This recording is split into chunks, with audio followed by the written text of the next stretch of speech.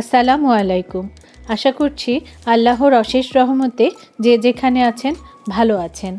আজ আমি তৈরি করব দারুণ সুস্বাদু পুডিং কেক। এটি একটি কম্বিনেশন ডেজার্ট, যেখানে কেক আর পুডিংয়ের অসাধারণ স্বাদ একসঙ্গে পাওয়া যায়। এই কেক দেখতে যেমন সুন্দর হয়, খেতেও তেমন নরম ও সুস্বাদু হয়। প্রথমে ক্যারামেল তৈরি করে নিতে হবে। যেহেতু আমি 2 বাটিতে পুডিং কেক তৈরি করব, তাই 2টি কেকের বাটি চুলায় দিয়ে 2 টেবিল চামচ করে চিনি দিয়ে বাটিতেই ক্যারামেল তৈরি করে নিয়েছি এবং ঠান্ডা হওয়ার জন্য চুলা থেকে নামিয়ে বাটি দুটো পাশে রেখে দিয়েছি। এরপর প্রথমেই তৈরি করে নেব কেকের ব্যাটার। এই কেকের ব্যাটার তৈরি করে নেওয়ার জন্য প্রথমে একটা বাটিতে 4টা ডিমের কুসুম আলাদা করে নিয়ে ডিমের সাদা অংশ বিটার দিয়ে ভালো করে বিট করে নিয়েছি। সাথে দিয়েছি 1 কাপ চিনি। ভালো করে বিট করে নিয়ে দিয়েছি হাফ কাপ তেল, দিয়েছি 2 টেবিল চামচ দুধ ও 1 চামচ ভ্যানিলা এসেন্স। ফোম তৈরি করে নিয়ে দিয়ে দিয়েছি কুসুমগুলো দিয়ে আরও কিছুক্ষণ হালকা বিট করে নিয়েছি।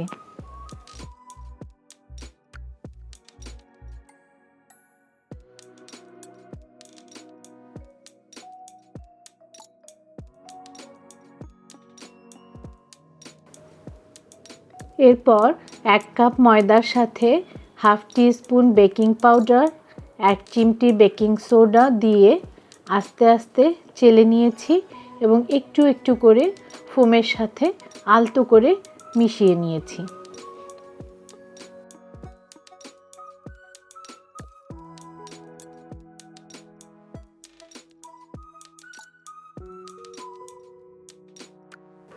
মিশ্রণের সাথে আমি অপশনাল আরও একটি জিনিস অ্যাড করেছি, যা হলো একটি কফির প্যাকেট ও 2 টেবিল চামচ চকলেট পাউডার। কেকের ব্যাটার তৈরি হয়ে গিয়েছে।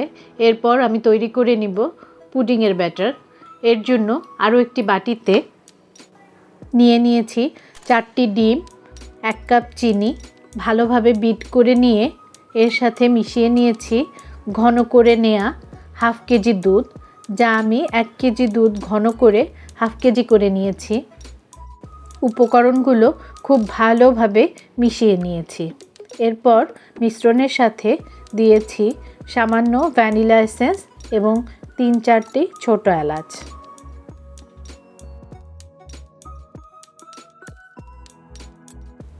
এরপর ক্যারামেল করে রাখা বাটিতে প্রথমে পুডিংয়ের মিশ্রণ ছেঁকে নিয়ে দিয়ে দিয়েছি এবং আস্তে আস্তে করে কেকের মিশ্রণটি এর উপর দিয়েছি।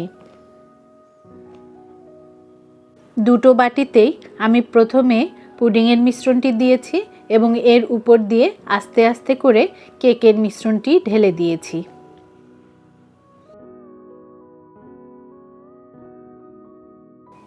পুডিংয়ের মিশ্রণের উপর কেকের মিশ্রণটি দেওয়ার সময় আপাতদৃষ্টিতে মনে হতে পারে দুটি মিশ্রণ এক হয়ে যাচ্ছে, কিন্তু ভয় পাবার কিছু নেই। 2টা মিশ্রণ কখনোই মিশে এক হয়ে যাবে না।